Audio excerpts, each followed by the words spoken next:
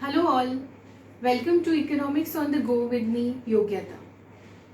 In the last video, we had seen the difference between needs and wants.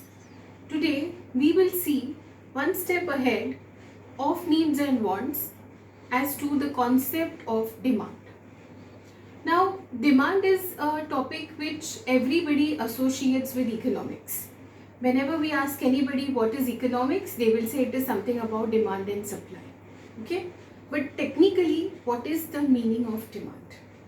If we sit back and think about what is demand, we will come to the conclusion that demand is a desire. It has to be something that we want.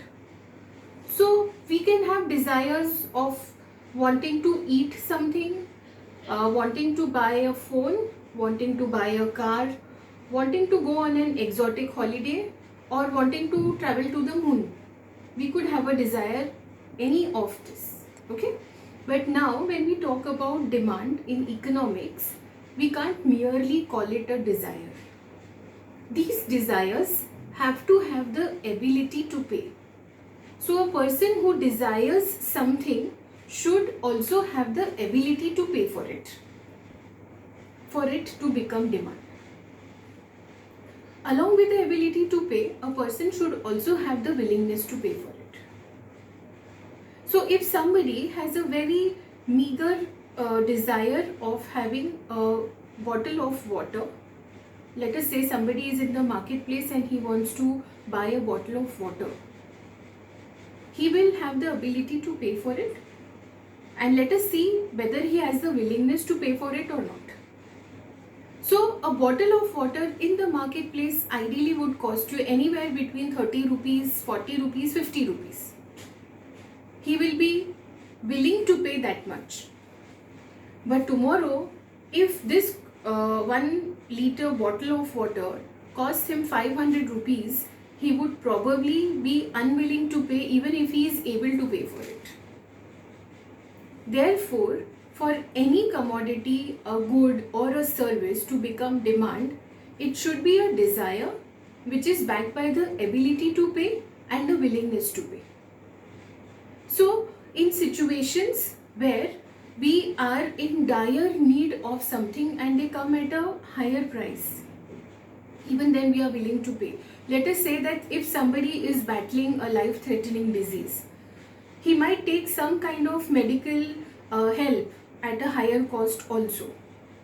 Similarly, if a person is traveling to a tourist place where water is not easily available and the same bottle of water that costs 50 rupees in the marketplace is available for 100 rupees, 120 rupees, he might still take it because he will have the willingness to pay for it.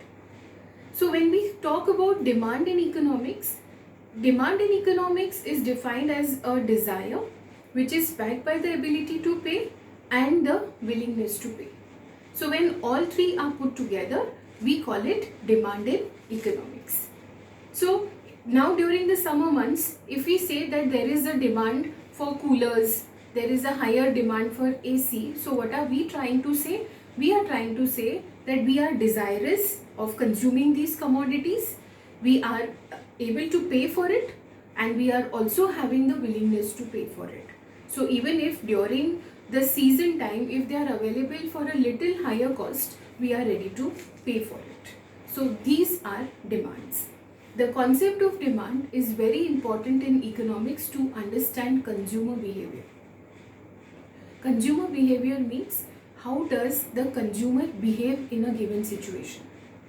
So according to place, according to time, according to price, how will a consumer behave in a given situation would decide the demand of a commodity.